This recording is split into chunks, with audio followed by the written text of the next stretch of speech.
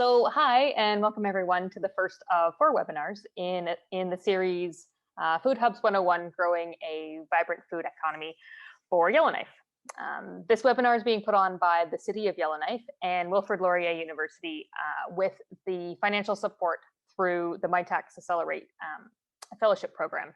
And it's part of a research project that we're going to explain a little bit more about that to you today. So the research project is called Identifying Opportunities and Barriers for Local Food Infrastructure in Yellowknife. It's a long title. It's way more interesting than what it sounds like. My name is Jennifer Temmer. I'm a PhD student at Wilfrid Laurier in the geography program, and I'm the MyTax Fellow for this project. I will also be your host. So today we're going to give you an update on the city's food and agriculture strategy, or the GROW strategy. We'll talk a little bit about some of the work that Laurier has been doing around sustainable food systems. And importantly, we really want to celebrate some of the community initiatives that have laid the foundation for growing Yellowknife's local food economy. And finally, you'll hear from me again to share with you what this current project is all about and how you'll be able to participate over the next several months. So before we begin with presentations, I just want to take a moment to acknowledge that Yellowknife is located in the Chief Dry Geese territory and the traditional territory of the Yellowknives Dene First Nation. So we respect these histories and languages and cultures of the First Nations, Métis and Inuit, and all First Peoples of Canada, whose presence continues to enrich our vibrant communities across all of Canada. And we'd like everyone just to take a moment to reflect on this, on how important our relationships to land and to the First Peoples of Canada are as we seek to grow a healthy local food system.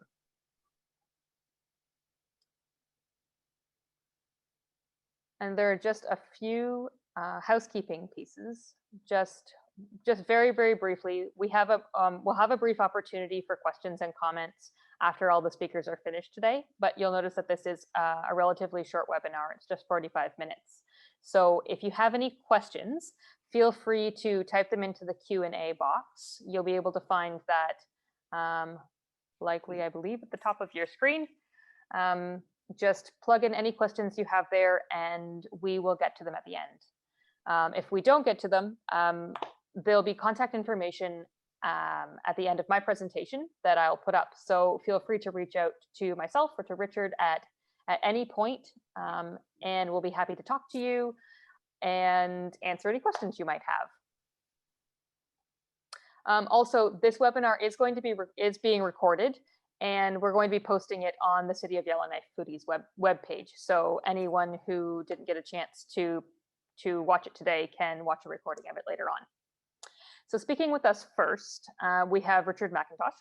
He's the City of Yellowknife's Economic Development Officer, and he's going to give us a little bit of an update on the activities relating to the Yellowknife Food and Agriculture Strategy. Right on. Thank you, Jennifer. And welcome, everyone. This is my first time as a presenter on Zoom, so I can't actually see anybody who's here, but that's fine. I realize there's 36 people on now. It's kind of odd speaking to a blank screen. Anyways, thank you folks for joining today's webinar and taking the time out of your day. Many of you are aware of the city's food and agriculture strategy, which we refer to as GROW, and that strategy was completed in the spring of 2019, and it's been obviously 2 years now. COVID did slow things down, but we are back on the ground running once again. And most recently, so GROW includes, it's on our website under the same page that you guys use to get this link, yellowknife.ca/foodies, and it contains several recommendations and actions. Most recently, the city, we put an implementation plan together and presented to the Governance and Priorities Committee, GPC, on Monday at noon. And that implementation plan was we looked at all those actions and recommendations and broke them out and saying, here's where we believe the high priority, medium priority, low priority, and it was an update of what has been done to date and where the next steps to go to. So I wanted just to, if we could go to that next slide, Heather, please. Yeah, thank you very much. So I just included a few of the action items that I thought through engaging with folks in Yellowknife from the agriculture community that I heard were of importance, and so I broke those out into these bullets just to show or make visible that your voices are being heard. And these are some of the actions that were included within the implementation plan. Certainly working with workshops and educational opportunities to increase the general participation and overall awareness of growing, and hopefully creating more capacity among those growers, so that those hobby growers, people start out as hobby growers and then perhaps even grow larger than that. The zoning bylaw, there's many recommendations within Grow that include changes to bylaws, and the big one being the zoning bylaw. So the zoning bylaw is being updated currently at the city, and I believe is this spring, early spring, around May time is anticipated to go to GPC for as a draft. I work closely with the planning and development department, and know that almost all the changes, recommendations within Grow have been incorporated into the new draft zoning bylaw.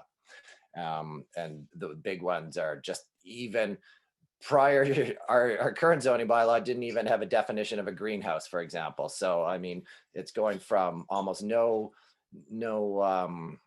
recognition of agriculture as an industry to including all sorts of opportunities to allow agriculture to flourish.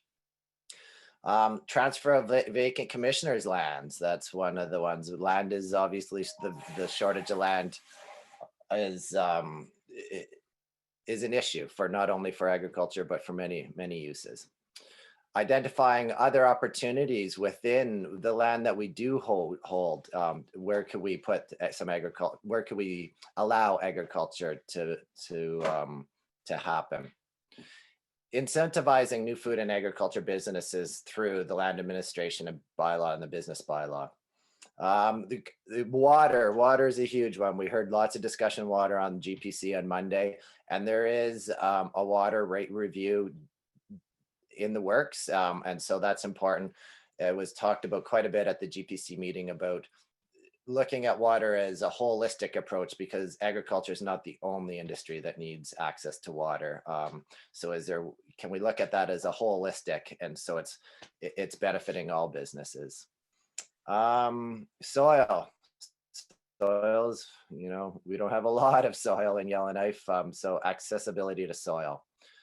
And then working with the regional, territorial, and local organizations just to share information, updates on food and other activities, agriculture activities. This is one I heard. I met with a small group, about a month ago, and came very clear that communication is also important, is so important to keep these initiatives moving forward, and understanding whatever other people are doing and organizations.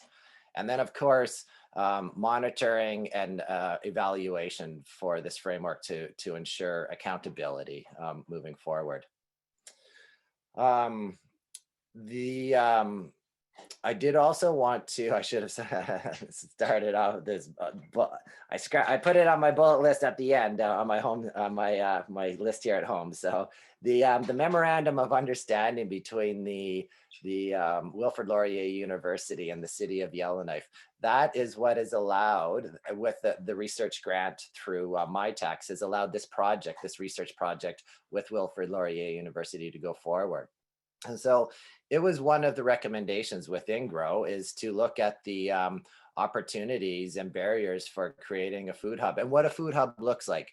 There is definitely some I would call misconceptions about what a food hub. A food hub can be anything from physical infrastructure to just online infrastructure that helps distribute local food. So there is no, at this point, there's no, we don't have any set ideas of what this will turn out to be. But certainly Wilfrid Laurier University, they have a lot of history and experience within not only NWT, but also Yellowknife. I believe Andrew's going to speak to that more in depth in this presentation. But the city has felt really comfortable working with Wilfrid Laurier because of their history already with different organizations such as Ecology North and the Yellowknife Farmers Market. And the research grant provided by MyTax allowed this to be a very, for the city's part, affordable project to enter into. And with that, I believe that's all that I had to mention at this time. That's fantastic. Thank you so much, Richard. Next up,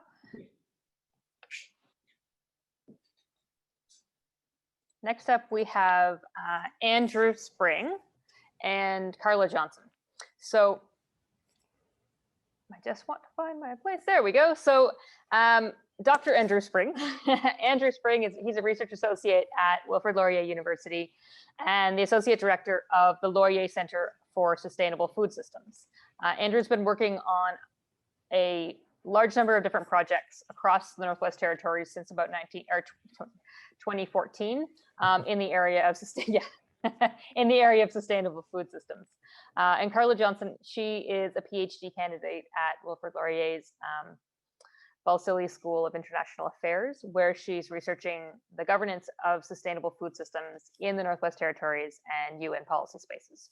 So Carla's been working on projects in Yellowknife and in the Northwest Territories since 2016. And she's going to share us some of the highlights of this work, as well as some of the other community initiatives that Laurier has supported over the years. Thanks, Jen, and hi, everyone. Again, I'll echo Richard's sentiment. I was actually looking forward to seeing a lot of you. It's been a long time, and I hope you're all doing well. I know it's been a crazy year. You guys seem to be handling it much better up there than we are down here in Ontario, that's for sure. But we do look forward to kind of being back up and seeing all you guys, seeing all your familiar faces again at some point soon, whenever that happens, right?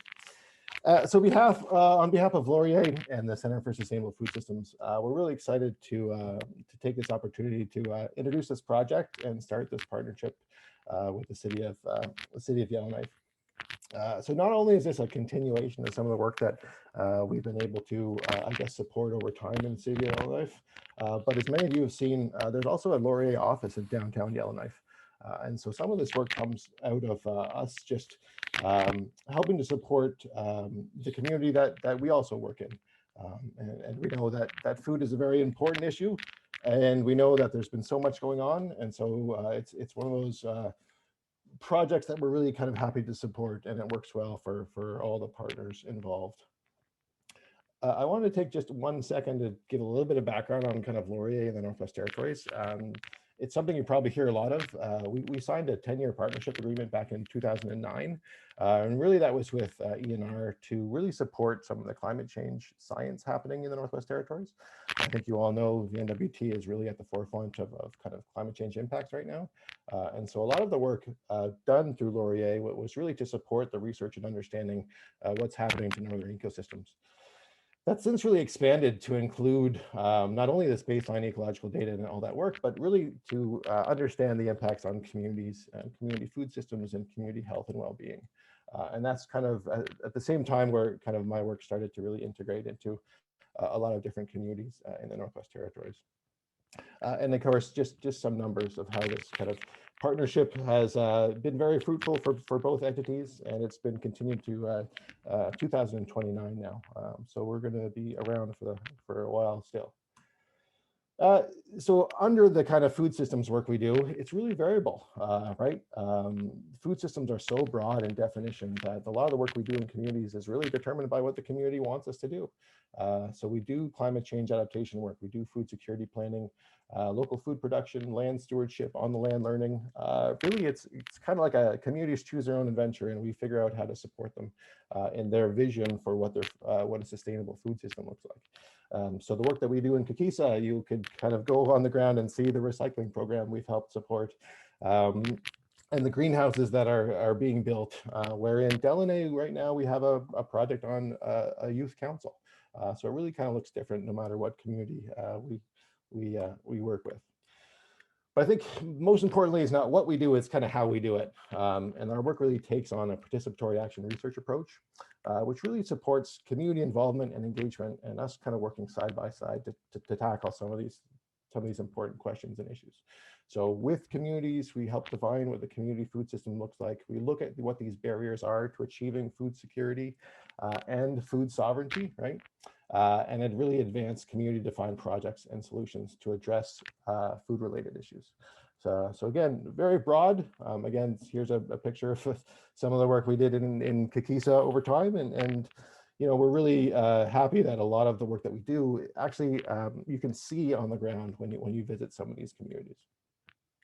But I think the most important part of all this work is the relationships that we build. We like to build really long-term strong relationships to kind of support this work, because we know that food security is not something that happens overnight. It's a long process, and I know for those of you engaged in work in Yellowknife, again, it's been a long haul, and it's still going to keep going, and we're really kind of happy to have some of these partnerships and build some of those relationships and continue to support them moving forward as well. So just briefly, I want to touch on a few things. So the work that we do in the Northwest Territories is part of the Center for Sustainable Food Systems, but we have a research network across Canada and even internationally. And that kind of partnership was just recognized by UNESCO. So we now host the UNESCO Chair on Food, Biodiversity, and Sustainability Studies through the center at Laurier. So we do get to use the UNESCO badge, which is one of those pretty recognizable brands in the world today. So again, the purpose of this chair is to support research, communications, and learning about how food can help protect biodiversity and achieve sustainability. Okay, so a lot of these keywords, stuff that really kind of speak to the work we do up in the north and work in the northern food system, and reflected in the work we do and we're all doing in the city of Yellowknife as well. So again, briefly, just what this looks like in other places. We have partnerships across Canada, Brazil, Mexico, Cuba, Kenya, a whole bunch of other countries where we support farmer-led research and build communities of food around yerba mate agroforestry in Brazil with farmers in Mexico and Cuba as well. So there's this really diverse network of players kind of across the globe who are, again, in a very similar situation as to folks in Yellowknife. We're looking to build a sustainable food system using kind of local skills and talent and whatever is available, right? This idea of building a sustainable food system and food sovereignty is something that communities across the globe are looking to tackle. Another project we have here is the City Region Food Systems Toolkit, and that's a toolkit out of Europe and the FAO. There might be some interesting things in here that you guys would be interested to learn about and see how maybe some of these could be adopted in Yellowknife, and conversely, how other places around the world can learn from all the wonderful work that you guys are doing in the city as well. And finally, another big thing we're trying to focus on is sharing knowledge and connecting communities. So communities learning from each other is a really big principle of what we're trying to apply through the UNESCO chair. Handpicked is a podcast series that we have that I would encourage people to check out. If you guys are interested in podcasts, we'd be really interested to kind of sit down with you and create some content with you folks in Yellowknife.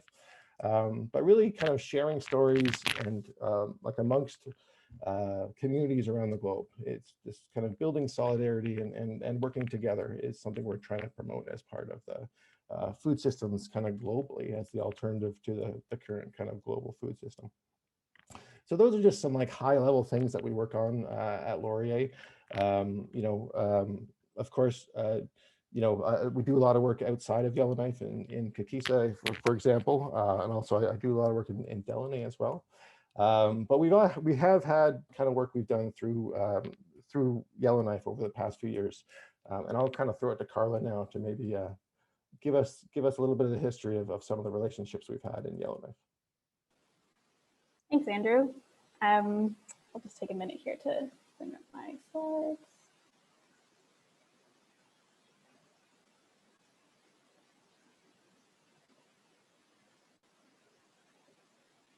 Okay, I just want to confirm that you're seeing just a slide. You bet. Awesome, thanks, Heather. Hi, everyone. I'm Carla Johnson, a PhD candidate at the Balsillie School of International Affairs, and I'm part of the Laurier Pledge Research Network. I worked up in Yellowknife in 2016 and 2017 as part of my master's research, and I also lived in Yellowknife in 2018 working at Ecology North. I'm really happy to be presenting on this timeline kind of history of Yellowknife food projects that Laurier Pledge research team has partnered with. And I'm really, again, I think I share the same sentiment as Andrew and Rich, that I'm sad that I can't see all of your faces because I was looking through the attendees list and there's lots of people I know. And so just want to say hi to all of you. And it's been way too long since I've seen your faces, and hopefully that'll happen soon again at some point when we can travel again. So I'm presenting on this timeline, and I come at this that even though my research has shifted gears a bit, kind of away from Yellowknife, I'm so grateful and indebted to all of my Yellowknife food system experiences.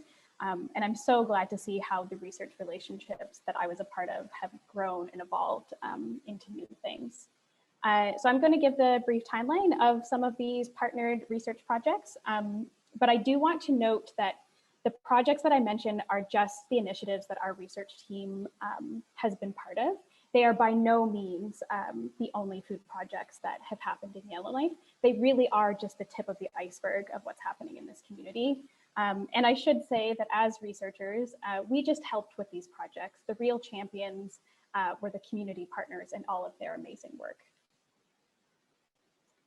So first, I'll bring up Ecology North. So Yellowknife and Laurier have been connected, Ecology North and Laurier have been connected since 2004, when Andrew first started working up in the Northwest Territories. Ecology North has been with us from the very beginning and has always supported our research network in any way that they could. It was through Ecology North that we started to engage in Yellowknife food projects. And as part of our partnership, when I was there, I got to help out with a number of their different food system projects, such as their school garden projects and some other garden plots around town, their city composting work, Fall Harvest Fair, which I'll talk about a little bit later. This community fairs, which is the picture that you see on the screen. We went to Fort Simpson and Fort Liard to do some soil education back a few years ago. And also Ecology North was important for supporting the creation of the Territorial Food Network, which I'll also talk about a little bit later. So first project here that I'll mention is the Yellowknife Food Charter. The Food Charter is a vision and set of principles for a just and sustainable food system in Yellowknife. It's also a community mandate for broad-based action on local food security. Drafting of the charter started in 2014 and was a really important community process. In July 2015, the city of Yellowknife officially endorsed the charter. I became involved in this process as part of my master's research in the summers of 2016 and 2017. And based on the charter, my community partners and I made presentations to the city of Yellowknife, the city council, to make the case for a local food strategy in Yellowknife. The charter is now a foundational document that influences the city's food and agriculture strategy adopted in 2019.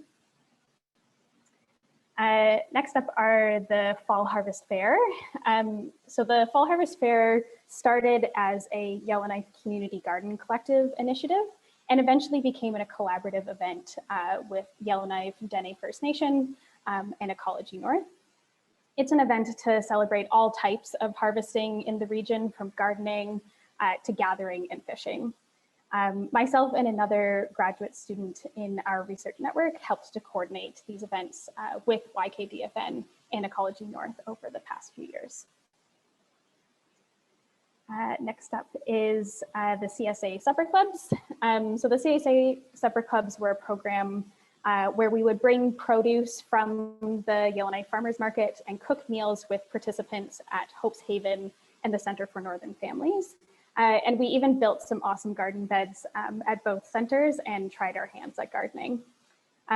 This was an initiative through the Yellowknife Farmers Market and the Food Charter Coalition in 2017 and 2018, and it was funded through the Anti-Poverty Fund.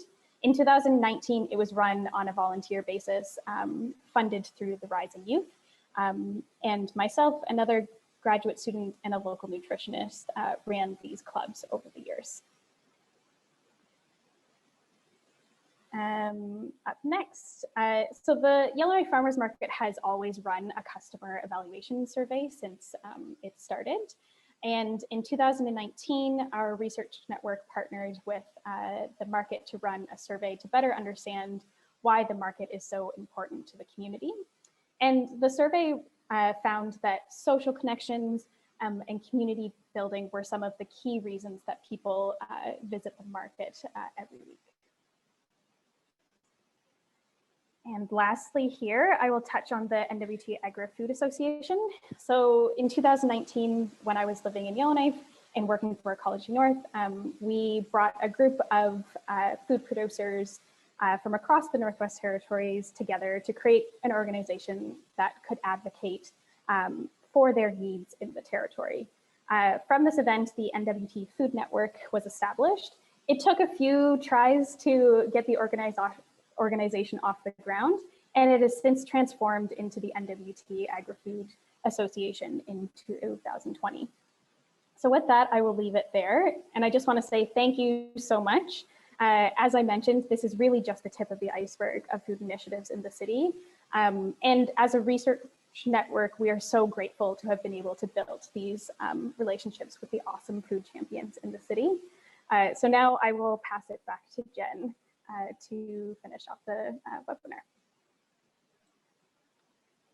Oh, thank you so much, Carla. That was fantastic. I'm going to give you a little bit of a rundown now of the current project at hand. So as both Andrew and Richard have touched on, this research project, it's a collaboration between the City of Yellowknife and Wilfrid Laurier University. And it's funded through the MyTax Accelerate fellowship program. So you obviously, I'm assuming you obviously know what the City of Yellowknife is and what Laurier is, but MyTax, it's a nonprofit national research organization that partners with Canadian academia and private industry and government, and it operates research and training programs in the fields of industrial and social innovation. So these are generally the partners of this project, but I also just want to take a moment to acknowledge, some of the members of the Yellowknife Food Charter and Ecology North for their ongoing community food work and support for helping us to get this project underway.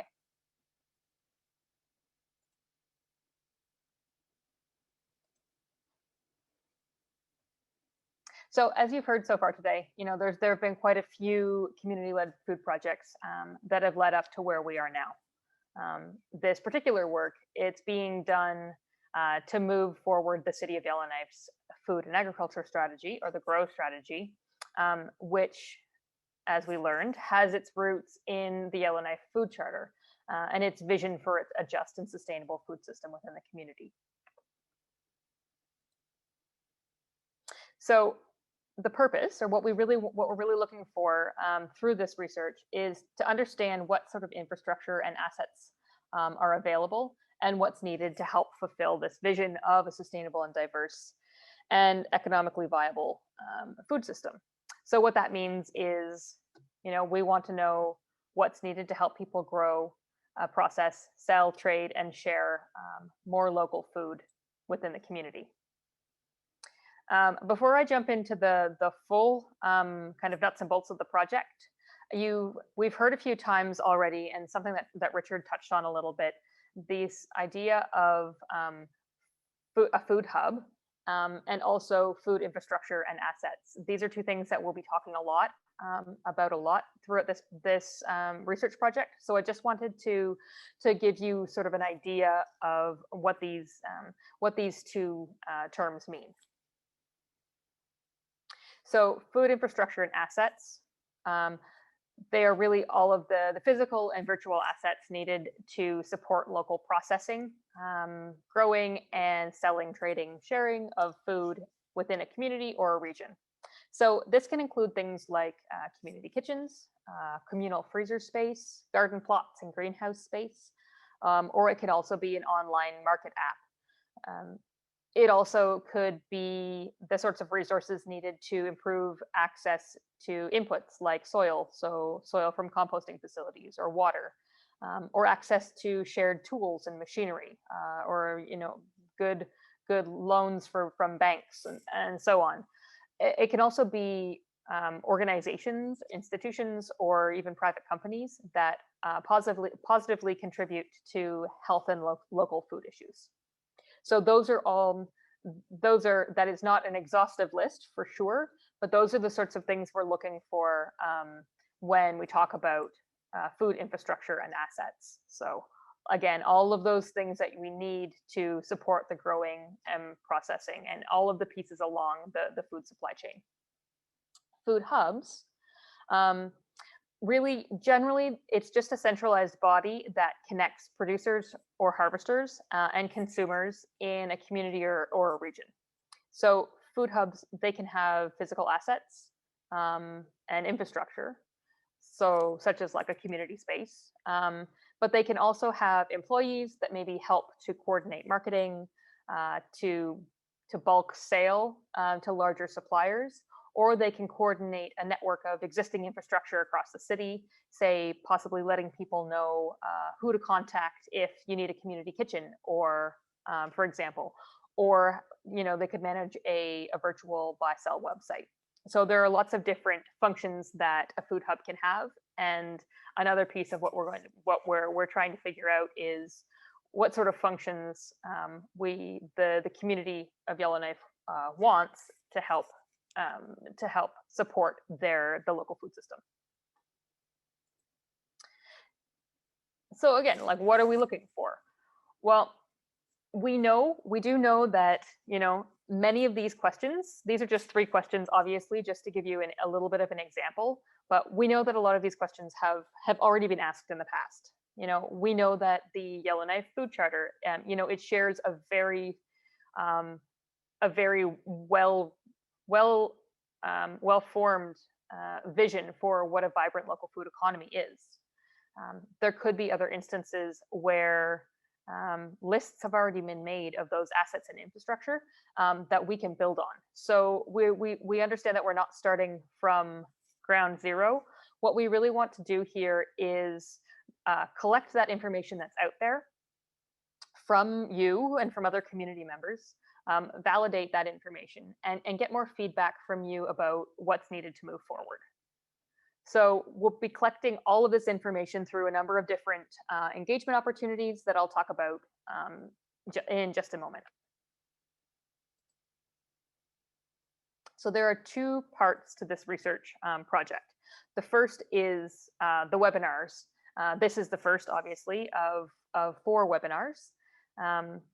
The idea is to engage you and give you some inspiration and ideas and help you to understand a little bit more about what food hubs are and what potential they have for the community. So this is the first webinar, as I said. The second one will be run on April 29th. Again, it'll be a noon hour. They'll all be noon hour webinars at 45 minutes each. The second one, we are going to be inviting a number of food hubs from across Northern Canada and Alaska to share their experiences with us and to let us know sort of what works and what doesn't work within their communities based on the kind of food hub models that they use. The third webinar will be on May 27th, and it'll show that at that point we will have some semblance of a food infrastructure and asset map that we'd like to share with everyone, so that we can then discuss it later on. And then last, we'll have a report back on all the findings and give you a chance to ask questions. I just wanted to actually mention as well, you'll notice that this particular webinar is set up specifically just as a webinar because it's just giving you information, but the next opportunities we have to talk, you'll actually be able to use your microphone and talk, and we'll be able to see your faces. So it'll be much more interactive. So, and also just if you are unable to attend any of the webinars that I've mentioned, we are going to be recording them all, and we'll be putting them up on the City of Yellowknife's website. So you'll be able to access all of that information, as well as any other information that we have about the project there. That'll be kind of the central location. So as far as the research activities are concerned, we will be doing sort of a literature review and some case studies with the individuals we invite to speak, just so we have some better information around food hubs and good practices for growing a vibrant and sustainable food system. We'll be developing a food infrastructure and asset map, and then there'll also be, as I said, a number of community engagement pieces. So as far as the engagement is concerned, who can participate?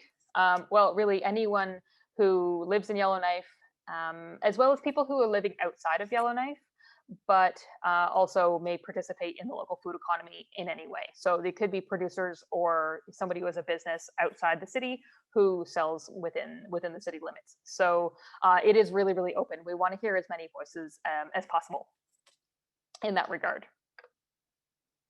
So there are, as I said, a number of different ways that you can get involved. In April, we'll be launching a really short online survey just to give you a platform to be able to, pop in your thoughts, your ideas, share your experiences with us, so that, for those people who maybe don't have a lot of time to be able to really get engaged in the focus groups and interviews, that's a really good option. We will be running 2 focus groups. They'll be specific. At this point, we're thinking about running them directly after the webinars 2 and 3. The purpose of the first webinar or the first focus group is really to understand what the community's vision is for that vibrant, the food economy, and to help identify some of the infrastructure assets needed. The second one will review sort of what the functions of maybe a food hub might be, and really kind of narrow in on what some of those opportunities and barriers are. We'll also be running interviews between April and June. I don't really have a limit right now to the number of interviews. So if you are interested in being interviewed at all, really all you just have to do is reach out to myself or to Richard, and we'll get in contact with you to set up a time to do that. So, and then finally, we'll be reporting back to the community on this work for the last webinar on June 29th.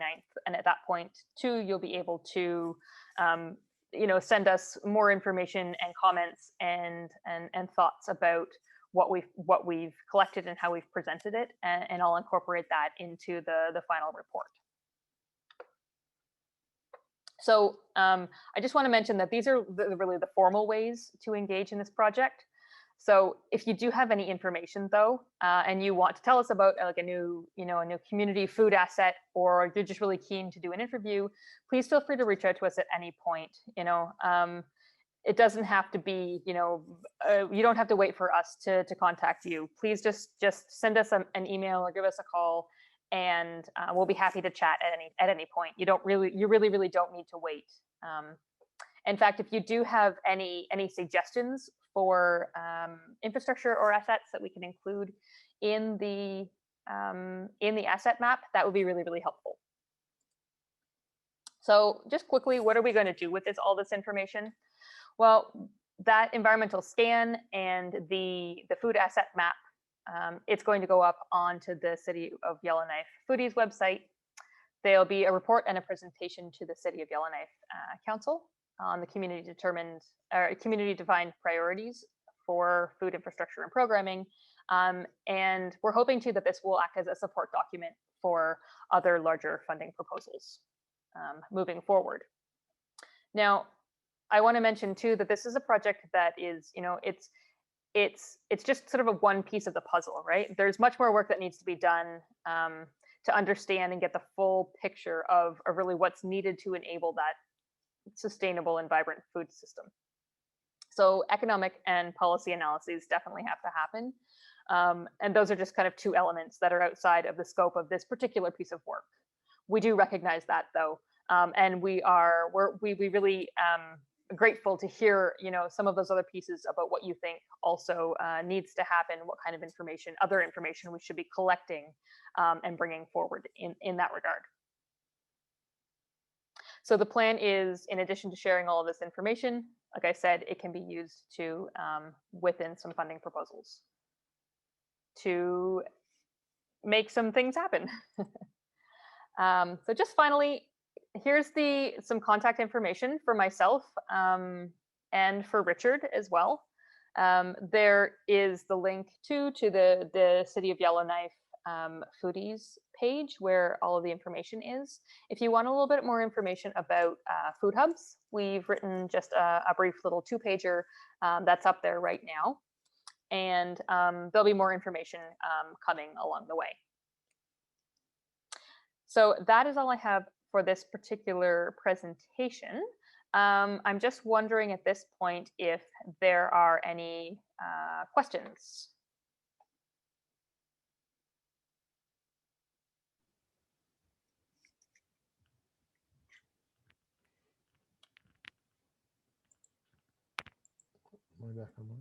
We have, yes, you are. Yeah, good. There's too many windows here. So there's been a few questions in the chat. So we will try to make all the presentations that were done today available on on the web for everyone to have a look at. There is a kind of Q&A tab at the bottom if anyone has any questions there. If anyone has anything kind of burning they want to talk about, I think you can raise your hand and we can figure out how to get those questions kind of live and in person. But I think there's just a. I think that looks about it. I mean, you have 2 minutes if you have any dying questions. Otherwise, I guess I'll just take the time and just say, again, if you do have any questions, really feel free to email myself or Richard, and or also Andrew if you have his email address already. And we will be happy to talk with you at any point, set up a time to have a chat and answer your questions. And we'd love to hear your thoughts and your opinions about this project and how we can kind of move things forward. So thank you again. So we do have one hand up, if you don't mind us just doing that. For sure. Okay, let's see if this works. Hi, my name is Aggie Brockman. Can you hear me? Yep. Okay. It seems to me that I'm talking more about the strategy rather than your project, but there can be a conflict. The strategy and the food charter have great goals, but there can sometimes be a conflict between encouraging the economic or business aspects of agriculture versus increasing access and affordability to local food for people who may be experiencing poverty. So that sort of poverty reduction goal. And I'm wondering how you, in your experience, that kind of potential conflict is handled elsewhere, or whether you even agree that it can be a conflict. It just seems to me that when you're holding community suppers and doing kitchens, it can take away time that you could be spent earning a living from agriculture. Though Yeah. that's the kind of conflict I'm thinking of. Absolutely. I don't know if I can answer that question specifically, Aggie, but I will say that one of the things that we're very cognizant of that conflict, and one of the things that we are hoping to do is speak with individuals and organizations who work kind of in the poverty reduction area to get a better idea about what kind of barriers there are for people, especially marginalized groups, for people to access local food, because everyone should have access to local food. It's about it's a justice. It's an equity and a justice issue. So that's definitely something that we are going to be incorporating into the interviews and in the focus groups. And so hopefully by the end of this, we'll be able to have an actual an answer for you about different ways that maybe that can be addressed. Yeah, and I guess in addition, Aggie, I think we all know that there's a lot of barriers that local producers face right now. I know from some of the work with the market that it's really hard to make a living as a food producer right now. So some of those kind of more social and community health oriented goals, although are really important to people from maybe more like an ethical kind of point of view, really hard to kind of do from like a livelihood approach. So that's why engaging some of the more social oriented organizations and other opportunities that might become available become important as part of this. Right, like there's a lot of different players in the food system, and getting everyone to kind of work together becomes really important. But yeah, thank you for that comment. Again, really important. We know the cost of food is quite high in the north, and it seems like locally produced food is also going to be relatively expensive. So how do we make it more available? Is going to be an interesting question that we kind of all address moving forward. And just quickly, there's a few kind of questions in the Q&A. Monique had a comment about guidelines and so against dual zoning, and we hope to hear more about that if that's an issue that folks want to discuss, because we know zoning is a big thing, and I know it's identified in kind of Richard's action plan as well. So getting some feedback on that would, I'm sure, is going to come up as we kind of move forward with focus groups and all that stuff too, right? Yeah, do we get kicked off soon, or are we? we can go over. We're over time now. So if anyone does need to leave, please feel free to do so. If you want to stay on for a few more minutes to answer some of these questions, we can do that as well. Yeah. But if there are no more questions, there's still a bunch of people on there. Just really thank you everyone for attending. We're super excited about this work, and we hope you guys are too. And we'd really like to speak with as many people as we can to make sure that a lot of this work is just really grounded in the community and what the community wants to see as part of their sustainable food system, and a really good opportunity to kind of make sure that those voices go right into Richard's action plans and future funding proposals kind of moving forward. So yeah, so just briefly from the registrants today, I'll be making a bit of an email list. I promise not to inundate you with information, but it'll just be for giving you activity updates and webinar announcements at that point. If you don't want to be part of the list, just send me a message after you get the first one and I'll take you off the list. But that'll be a really good place to start engaging people. If there's anyone who would be interested in participating or sharing their opinions, watching the webinars, that sort of thing, please send them along the information and get them in contact with us. With that, I will say thank you very much for taking some time out of your day today to listen to us. And we really look forward to having conversations with you in the coming months.